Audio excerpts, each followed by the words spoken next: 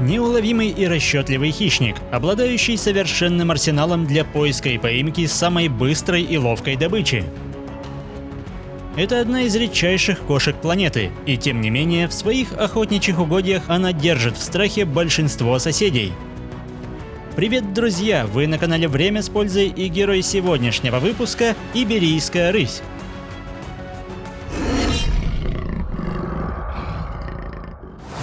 Кстати, теперь вы сможете смотреть свежие выпуски и в ВК-видео, ссылка будет в описании. Иберийская рысь – одна из 4 представителей рода рысей, домом которой является горная местность Пиренейского полуострова. Эта кошка заметно уступает в размерах евразийской родственнице. При длине тела около 80 см, масса животных не превышает 15 кг. Сумерки и ночь становятся лучшими друзьями рыси, но зимой она может выходить на промысел и днем. Как и полагается кошкам, рысь обладает всесторонне развитыми органами чувств. Слух охотницы в 8 раз превосходит человеческий, а большие глаза наделяют ее превосходным зрением в любое время суток, поэтому остаться незамеченным не получится даже самым маленьким млекопитающим. Мышевидные грызуны и птицы могут стать легкой добычей, ведь прицельные прыжки позволяют сбивать жертву даже в полете. Но с учетом размеров насытиться подобным трофеем вряд ли получится, к тому же шансы перехватить улетающую мишень невелики. И в этих местах гораздо более желанной добычей являются кролики, которые расплодились по всему полуострову. Но несмотря на многообразие животных, такую мишень нельзя назвать легкой, и порой даже длительное выслеживание и точный расчет не позволяют застать бдительного зверька врасплох, а нахождение поблизости убежища вмиг сводит все шансы на успешную охоту к нулю.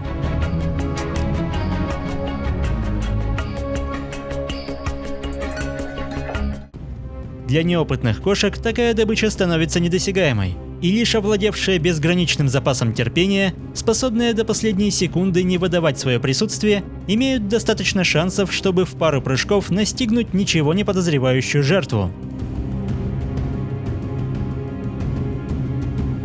Сильные конечности, цепкие когти и острые зубы не оставляют пойманной добыче ни единого шанса покинуть общество хищника. Пиренейская рысь не самая быстрая из кошачьих, но на коротких дистанциях она может развивать внушительную скорость. А за счет врожденной гибкости и малого веса имеет превосходную маневренность, что очень важно при погоне за ловкими и быстрыми созданиями.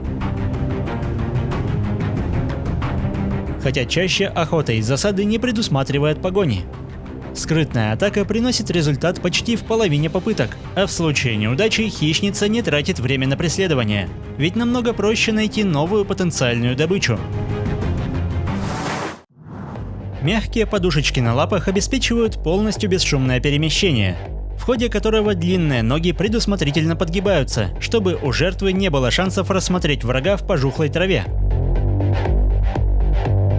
И, наконец, мощные задние конечности наделяют возможностью прыгать на расстояние до 4 метров, чего более чем достаточно, чтобы приземлиться прямиком в цель. Такой трофей становится настоящим подарком, ведь в силу размеров кролик полностью закрывает суточную потребность в еде. Неудивительно, что в отдельных регионах доля кроликов в рационе достигает 90%.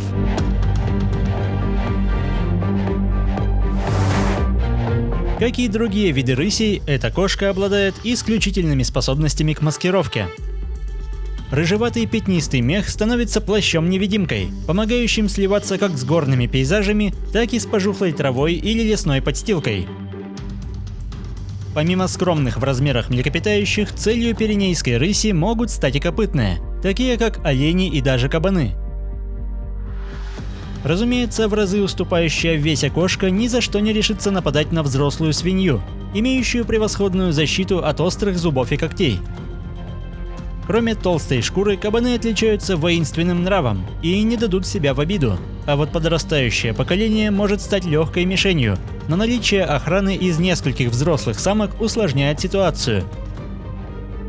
К тому же сверхчувствительное обоняние зачастую помогает кабанам обнаружить даже замаскированную цель, и внезапное бегство рушит все планы хищника.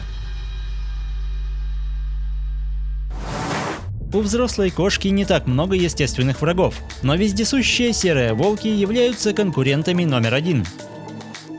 К пятнистой кошке они настроены строго враждебно, ведь возглавляя вершину пищевой цепи, стая не терпит поблизости крупных хищников.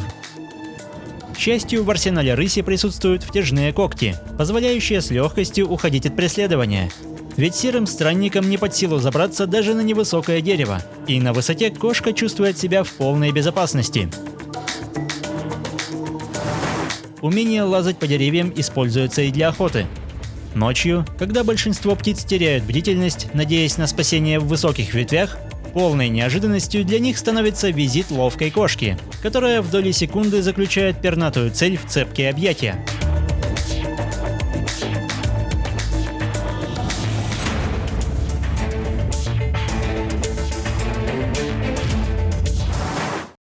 Скалистые склоны рождают множество надежных убежищ, пригодных для выведения потомства. Здесь малыши недосягаемы для волков и большинства хищников. Однако особую опасность представляют хищные птицы, для которых горы с восходящими потоками воздуха являются типичными просторами для охоты. Поэтому вся активность котят проходит под тщательным контролем. А когда мать отправляется за добычей, детеныши дожидаются ее в расщелине. Под пристальным присмотром котята быстро подрастают, активно изучают охотничьи навыки и в шуточных драках оттачивают умение постоять за себя. Что может быть особенно актуально при встрече с себе подобными. Несмотря на низкую численность, владения этих животных нередко пересекаются, и столкновения могут быть жестокими, хотя, как и при схватке дворовых кошек, до серьезных травм дело доходит нечасто. Пиренейская рысь является самой редкой представительницей своего рода. И если в начале прошлого столетия популяция насчитывала около 100 тысяч особей, то спустя век из-за неконтролируемой охоты и уничтожения среды обитания в естественных условиях осталось не более сотни животных. К счастью, вовремя принятые меры по защите, а также создание специальных центров по разведению рысей помогли частично восстановить популяцию. И на сегодняшний день число этих грациозных хищников превысило отметку в 2000 особей, что дает вполне благоприятную картину для дальнейшего роста. Если выпуск вам понравился, поддержите его лайком, комментируйте, подписывайтесь и проводите время с пользой. До скорого!